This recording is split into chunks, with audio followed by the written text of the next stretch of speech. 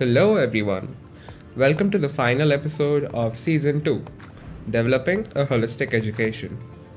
This episode is being presented by Kushagra, Karthik, and Aarav.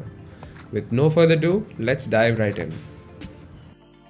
Let us begin by examining the impact of having well-maintained infrastructure in government schools. Infrastructure is very underrated. It plays a significant role in having kids go to school and learn. Students should be provided with basic amenities like spacious classrooms, clean toilets, laboratories, and whatnot. Just providing these facilities is not enough though. It is of equal importance to ensure they are being properly utilized and maintained. When students are exposed to well-maintained environments, it enhances their focus, they feel comfortable with going to school, and in general, their overall learning experience is heightened. Absolutely. Another aspect that directly influences the quality of education is pedagogy skills. We need to move away from traditional rote learning methods and embrace more innovative and interactive teaching approaches. By fostering conceptual understanding, critical thinking, and problem-solving skills, we can create engaging classrooms that can keep both teachers and students excited about the learning. This shift in pedagogy helps develop lifelong learners who are better equipped to the challenges of the future. Building upon the importance of teaching, let's discuss the quality of teachers in government schools. Teachers are the key elements in the classroom, and investing in their professional development is crucial. Adequate training and support, coupled with access to modern teaching aids and methodologies, can empower the teachers to deliver high quality education. Incorporating technologies such as smart classrooms and digital course content can further enhance their teaching effectiveness, making learning more interactive and engaging for the students. Indeed, additionally, it is important to acknowledge the significance of extracurricular activities. In government schools, education should not be limited to textbooks and exams alone. Participating in sports, cultural events, and other co-curricular activities is very beneficial for the students. It fosters holistic development, giving them opportunities to explore their talents, develop social skills, and in general, it enhances their well-being. Extracurriculars make the educational experience complete. Expanding on the topic, let's highlight the importance of proper implementation of government initiatives in transforming government schools. While initiatives like Right to Education Act, Rashtriya Madhyamik Shiksha Abhiyan have brought positive changes, it is essential to ensure the effective education on larger scale. This requires a robust monitoring and evaluation system that ensures compliance with guidelines, adequate resources, and proper coordination between government bodies and private schools. Strengthening an implementation process can significantly contribute to the improvement of education quality. Let's now delve into the role of assessment and evaluation tools. Effective assessments go beyond measuring students' knowledge and focus on evaluating critical thinking skills, problem-solving abilities, and creativity. By understanding individual differences and designing inclusive evaluation tools, we gain valuable insights into students' learning progress. This information helps educators identify areas for improvement and tailor teaching strategies accordingly, ultimately enhancing the overall quality of the education. Moving forward, it is important that we acknowledge the role of community building in government schools. Education is a collective effort. It doesn't just involve teachers and students. It also involves parents, administrators, and the wide community in general. There's only so much an individual can achieve on his own. It is by collaborating with fellow human beings that our society is built. By creating a strong school community, we teach students to learn by sharing ideas with each other. We are fostering collaboration. How do we create a strong school community? By encouraging the local community as a whole to be involved in school affairs. When the local community is involved, resources of the society are brought together. Unique perspectives of the stakeholders are considered. Wisdom of the elders is shared. All of this creates a supportive environment for students. With nothing to hold them back, they thrive. Absolutely. When we improve the quality of education in government schools, we empower students to become lifelong learners and active contributors to the nation building. An inclusive and effective education system equips them with the knowledge, skills, and values necessary to participate meaningfully in society and contribute to the progress and development of the nation. We've already discussed the importance of infrastructure, pedagogy skills, teacher quality, extracurricular activities, government initiatives, assessments, and community building. Now let's explore additional measures that school can take to create an optimal learning environment for the students. Firstly, fostering student engagement is vital. Government schools can encourage active participation by incorporating hands-on activities, encouraging group projects, and teaching students real-life applications of knowledge they are learning in classes. Flipped classrooms are an interesting way of stimulating student engagement too. Basically, instead of the teacher teaching the concepts to a student, she encourages the student to learn the topic on their own, come to the class and teach it to their fellow classmates. The teacher guides wherever possible but ensures there is a minimum involvement from their side. Gamification is another engaging way of learning concepts. You learn concepts by playing games with fellow classmates. Additionally, it is crucial to challenge students intellectually. Government schools can ensure that the curriculum is appropriately challenging, stimulating critical thinking and problem-solving skills. Encouraging students to explore beyond the textbook, fostering a growth mindset, and providing opportunities for research, innovation, and project-based learning can nurture a culture of intellectual curiosity and excellence. Happiness and well-being are also key factors in a successful learning environment. Government schools can prioritize student well-being by promoting a positive and inclusive school culture. This involves providing support system for students' emotional and mental health, cultivating a safe and respectful learning environment, and integrating social emotional learning into the curriculum. Schools can also organize recreational activities, cultural events, and mindfulness programs to enhance students' overall well-being. The collective effort of teachers, parents, administrations, and the wide community is vital in creating a holistic educational system. Government schools can strengthen community engagement by fostering open communication channels like parent-teacher meeting, involving parents in school activities, and seeking community support for educational initiatives. Collaborating and partnershiping with local organizations like NGOs and local businesses can provide valuable resources and opportunities for students.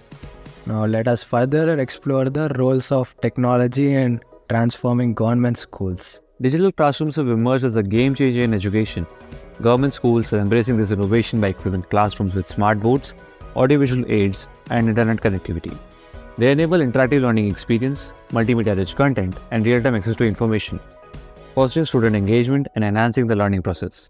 In addition to these, the integration of educational apps and online platforms has expanded access to quality education. Government schools are leveraging these resources to provide e-books, video lecture, interactive quizzes, and practice exercises. Such initiatives promote self-paced learning and enable students to revise and reinforce concepts effectively. Furthermore, the Indian government recognizes the significance of the teacher training programs to ensure effective technology integration. Teachers are provided with professional development opportunities to enhance their digital literacy skills, learn effective teaching strategies using technology, and incorporate digital tools into their instructional practices.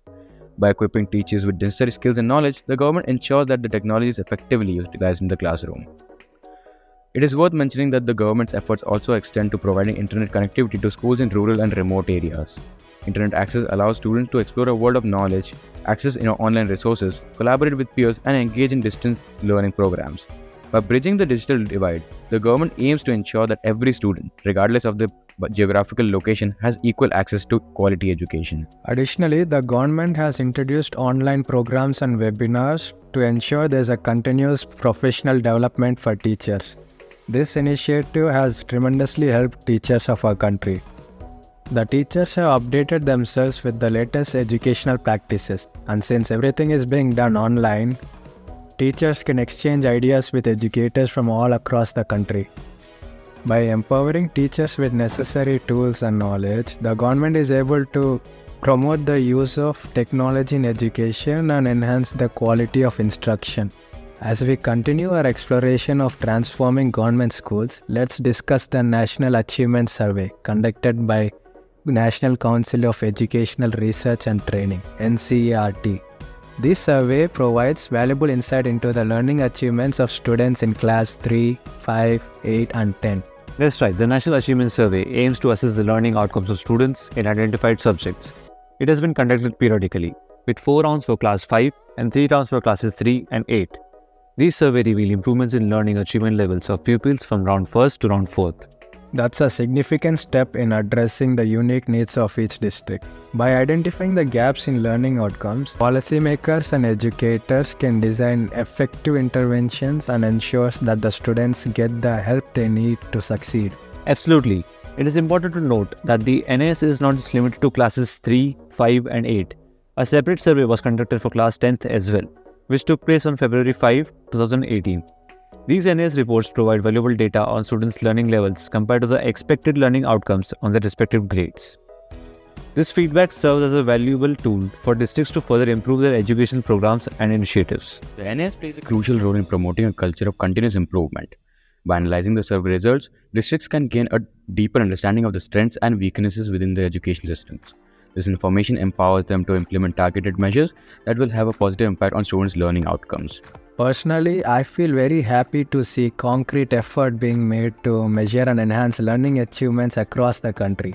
The NAS report not only provides valuable feedbacks, it also paves way for evidence-based decision-making in education. Indeed, the data collected through the NAS helps education authorities, policymakers, and educators gain valuable insights into the effectiveness of their educational initiatives. By leveraging this data, they can refine their strategies, allocate resources more efficiently, and create a more conducive learning environment for all students. The NAS is a testament to the commitment towards the continuous evaluation and improvement in our education system. It demonstrates the willingness to adapt and evolve, ensuring that students receive the best education and opportunities for growth. Let us discuss two additional features that contribute in enhancing our educational system. These are grading system and integrated data collection. That's right. In order to evaluate the performance of school education system in states and union territories, the Ministry of Human Resource Development has developed a comprehensive grading system called Performance Grading Index. This index consists of 70 indicators that objectively assess the education system. The selection of these indicators was done through detailed stakeholder consultations, and the data of these indicators is provided by the respective states and union territories. The PGI grading system serves as a valuable tool for states and union territories to evaluate their education systems and identify areas that require improvement. By analyzing the data and identifying gaps, policymakers and education authorities can design and implement appropriate interventions to bridge these gaps effectively. It's wonderful to see the emphasis being made on data-driven decision-making. In the realm of education, timely and accurate data is very important in planning and decision-making processes. That's why the establishment of an efficient educational information system is of utmost importance. Absolutely. To address this need, the UDIAC Plus application was launched in 2018-19. This application serves as a platform to collect data from all schools, ensuring a comprehensive and up-to-date repository of information. By collecting the data from various schools, the UDIAC Plus application becomes an effective tool for informed decision-making at various levels. Integrated data collection through UDIAC Plus facilitates better planning, resource allocation, and policy formulation. It allows education authorities to gain a holistic view of the education landscape, identify trends, and make data-driven decisions that can have a significant impact on the quality of education. The availability of accurate data helps policymakers in understanding the strengths and weaknesses of educational system. It helps them in implementing targeted strategies and monitor their progress. All of this leads to an improved outcome for students. It is inspiring to witness the efforts being made to establish efficient data collection systems and utilize the collected data efficiently. By leveraging technology and emphasizing the importance of data-driven decision-making, we can foster continuous improvement in education system. Now let's delve into the transformative power of massive open online courses in the realm of education. The Ministry of Human Resource Development launched an exceptional platform called Swayam on July 9, 2017. Swayam is an initiative that has truly revolutionized the access to education. It offers variety of online courses covering diverse subjects and topics. Swayam has helped students expand their knowledge beyond the confines of just traditional classrooms. It is remarkable to see how the National Council of Educational Research and Training has contributed to this initiative. They have developed course modules for massive open online courses in 12 subject areas, covering accountancy, business studies, biology, chemistry, economics, history, geography, mathematics, physics, political science, psychology, and sociology. These modules cater to students in classes 9 to 12. The availability of subject-specific massive open online courses provides students with additional resources to enhance their learning experience. It offers them the flexibility to explore these subjects at their own pace and in a format that suits their learning style. By leveraging technology, massive open online courses have made education more accessible and inclusive. It is worth noting the progress made on Swayam platform. In the first and second cycles, until November 20, 2018, a significant number of courses were completed. The NCERT developed 12 course modules during the first cycle and impressive 21 course modules during the second cycle. This demonstrates the commitment to expanding the educational opportunities through the MOOCs. The impact of massive open online courses on student enrollment is quite impressive as well. In the first cycle, around 22,000 students registered for the courses, while in the second cycle, the number increased to approximately 30,000 students. These figures highlight the growing popularity and recognition of massive open online courses as a valuable educational resource. The massive open online courses have the potential to break down barriers and create a level playing field for students from diverse backgrounds. They empower students to take charge of their learning and explore subjects beyond the confines of their classrooms. The availability of quality educational resources online has truly transformed the educational landscape. Indeed, the advent of MOOCs has opened up endless possibilities for lifelong learning. It enables students to pursue their interests, acquire new skills, and stay up to date with the latest knowledge and advancements. The interactive nature of MOOCs fosters engagement and collaboration, creating a dynamic learning environment. The widespread availability of massive open online courses through Swayam platform has truly democratized education. It eliminates geographical barriers and provides equal opportunities for students across nation to access high-quality educational content. This has the potential to bridge the educational divide and empower the individuals from all walks of life. Excellent insights. As we move forward, we can emphasize on the importance of parental involvement, which plays a major role and affects a student's education in various ways. A positive and engaging environment encourages children as they feel supported for learning at home. The first step is to become aware of learning goals of your children. Learning outcomes have been laid down for every class and every subject. Parents can discuss with the teacher the learning goals and standards they are expected of their child in simple language, of course. This is the beginning point of parents' participation in a child's home-based learning. Parents should find out the basic resources their child needs for ensuring the achievement of their learning outcomes, such as textbooks, worksheets, and e-content. It is important to find out if the child is actually learning. Therefore, discussing with the teacher if there are any simple learning assessment tools that you can use to assess their learning progress is a great idea. That's a great point. Not only that, as a parent, it is important to be aware and vigilant. Parents must ensure that children are not involved in household work during the designated time to learn. They should also make sure that girls get equal opportunity to continue learning. If the family has a digital tool that can be shared with children, it is important to make sure they are available every day for a fixed time for children's learning activities only. In order to keep children safe online, parents should use tech fixes and involve children in creating family practices around healthy device usage. Parents can also refer to Pargayat guidelines issued by Ministry of Education in order to educate themselves about privacy issues, cyberbullying, and so on. It sounds like parents do have a huge role to play. There may be a situation where both parents are working and no adults are therefore supervising children, and children may have to be left alone at home. In such situations, as a parent, you may want to consider the following. Is your child physically and mentally be able to take care of himself or herself? Are they willing to stay alone in your absence? How does your child respond to unfamiliar or stressful situations? Does your child feel comfortable or fearful while being home alone? Once a parent is aware of the answers of these following questions, it is important to ensure the safety of the home and the neighborhood. Teach the child how to contact the parent and how to raise the alarm in case of emergency. In such situations, informing the school teachers and community volunteers, if any, to supervise the children will be a wise idea. Now let's dive deep into the importance of parent-school partnership, which cannot be underestimated. Children benefit much when parents and teachers work together as partners in education. Since parents are custodians of all vital information about students, it becomes much easier when frequent dialogues are established between the parent and teacher. School can prepare questionnaires for parents of students in every grade to get feedback on issues related to children's learning and well-being. The information so provided would be useful for both stakeholders to understand the unique attributes of each child, its aptitude, attitude, temperament, interests, habits, and hobbies. Parent survey should primarily focus on children's learning and access to learning resources. Schools should provide information about other institutional support mechanisms for the family to access in case there are issues of abuse and violence. In case parents are unable to complete the questionnaire, oral interviews and interactions may be conducted to collect authentic information. To support your child's learning at home, there are some simple ways you can engage with them. Start by playing together and connecting what they learn in school to real-life situations. Talk to your child and ask open-ended questions to encourage their thinking. Share stories and have meaningful discussions. Set learning goals, manage time effectively, and keep track of their progress.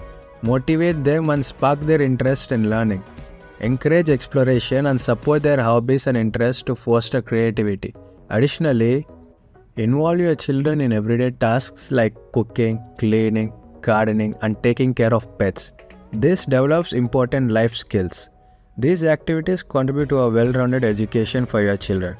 All these can be very challenging as parents face innumerable challenges in supporting their child's learning due to the changes in the method of instruction. Increased demands of the children for digital tools and other devices, the influence of peer or friends group, and the exposure to social media. As the parenting relationship evolves, parents require certain appropriate skills and strategies to meet their children's need. Another important aspect is physical education training and fitness. Sports in schools have immense benefits for both children and for education systems. The benefits can be presented in terms of children's development in a number of domains: physical, lifestyle, affective, social, and cognitive.